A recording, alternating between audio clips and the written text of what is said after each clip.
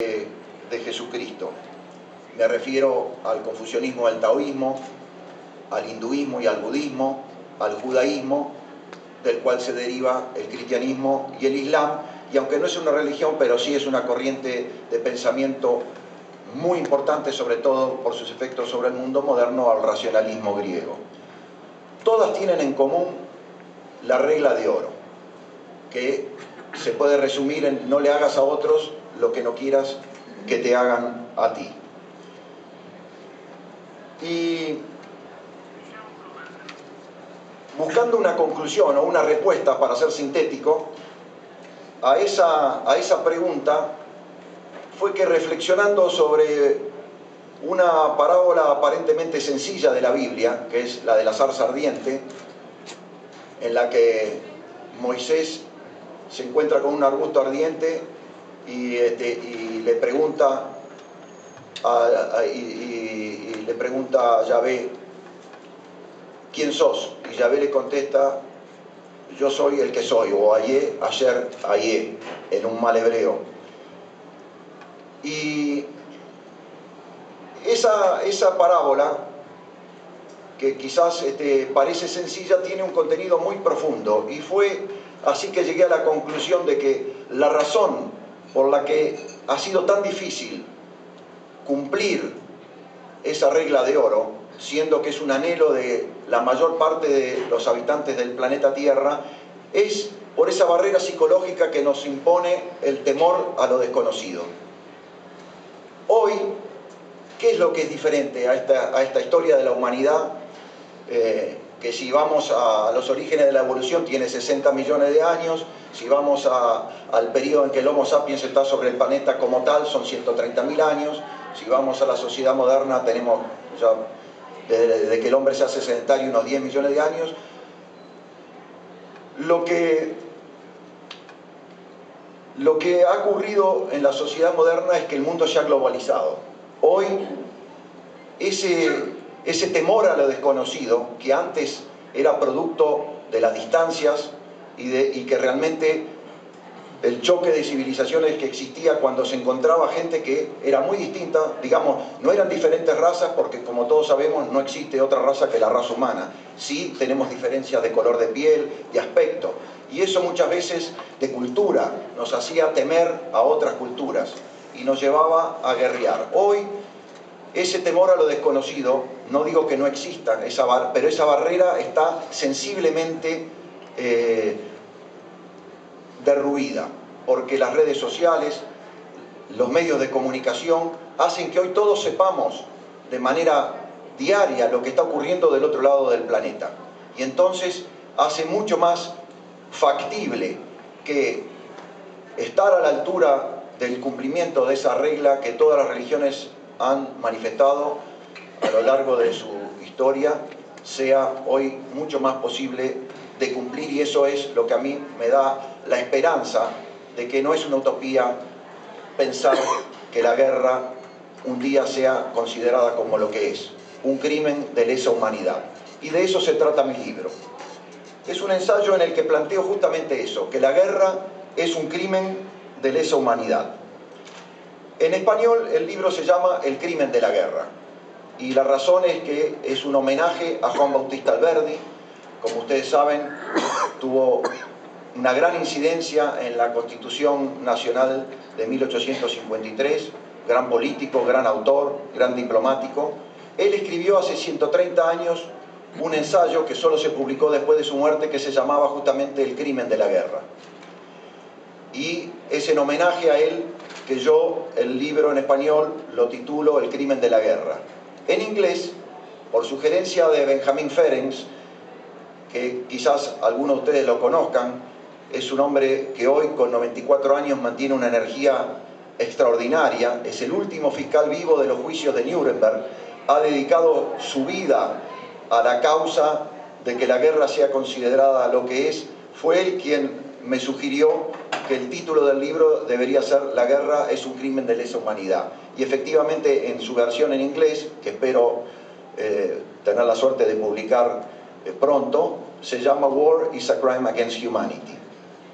Benjamin Ferencz dedicó su vida, 60 años después de haber sido fiscal, él de hecho era un militar joven con 5 estrellas, como fue abogado, fue fiscal en los juicios de Nuremberg, y los tribunales internacionales de los juicios de Nuremberg determinaron que la guerra era el crimen supremo.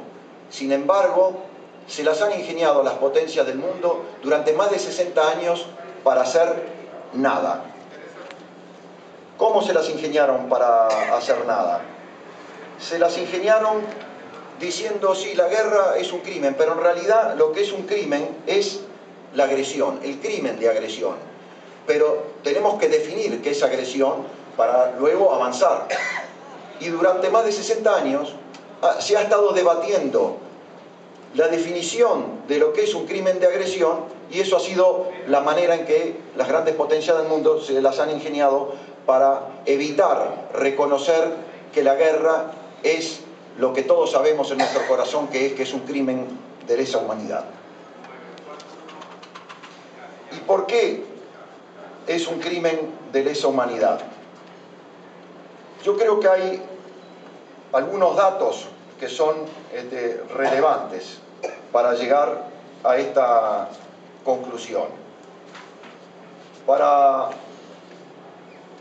Vamos a hacer, acá tengo unos datitos que no me quiero olvidar. Hoy, en cada conflicto armado que ocurre en el mundo, 9 de cada 10 víctimas son civiles. Antes era la inversa. Hoy, 9 de cada 10 víctimas son civiles. Este hecho para mí es suficiente para que, sin duda alguna, todos concluyamos que la guerra es un crimen de lesa humanidad. Veamos estos datos. En la Primera Guerra Mundial, el 11% de los muertos fueron civiles. Durante la Segunda Guerra Mundial, esa cifra aumentó al aproximadamente un poquito más del 50%.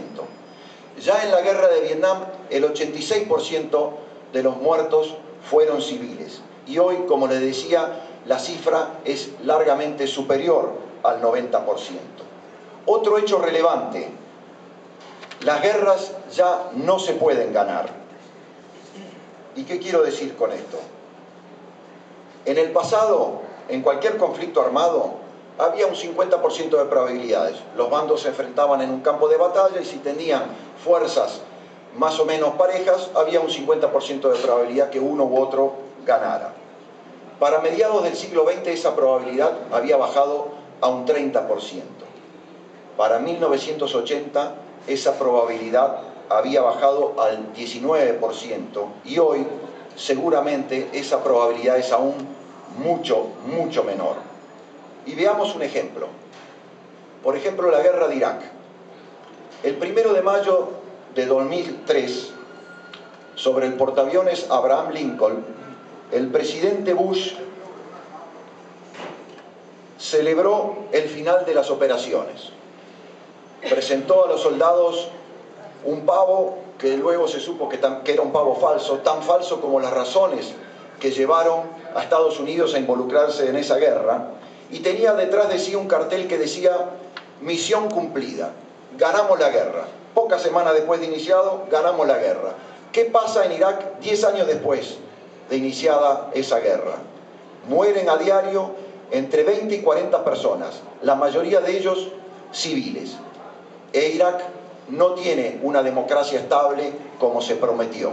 Y todavía es difícil predecir cuándo las tropas de los Estados Unidos van a poder salir de ese país que hoy no consigue una estabilidad. Y con esto no quiero decir que con Saddam Hussein estuviera mucho mejor, pero de ninguna manera las razones de ese conflicto fueron aceptables y los resultados están a la vista. Las guerras ya son muy difíciles de ganar, incluso para la mayor potencia del mundo.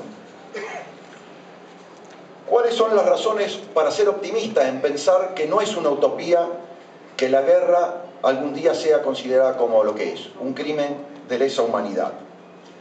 En el proceso de escribir este libro, El crimen de la guerra, y sobre todo en el anterior, cuando hicimos la investigación de la historia de la humanidad en clave religiosa, decidimos estudiar la historia de la esclavitud, la tortura y el racismo.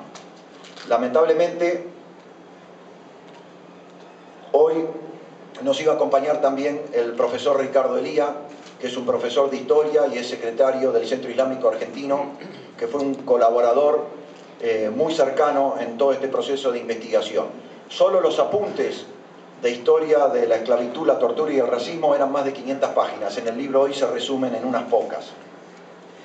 Pero estas prácticas milenarias que fueron aceptadas, que eran legales y que en algunos casos también eran centrales al desarrollo económico de la sociedad en su momento, hoy, luego de un proceso que no llevó más de 200 años, no solo son ilegítimas, sino que son ilegales, condenadas en la mayor parte del mundo, y en muchos países del mundo están embebidos en los cuerpos constitucionales como prácticas prohibidas y condenadas.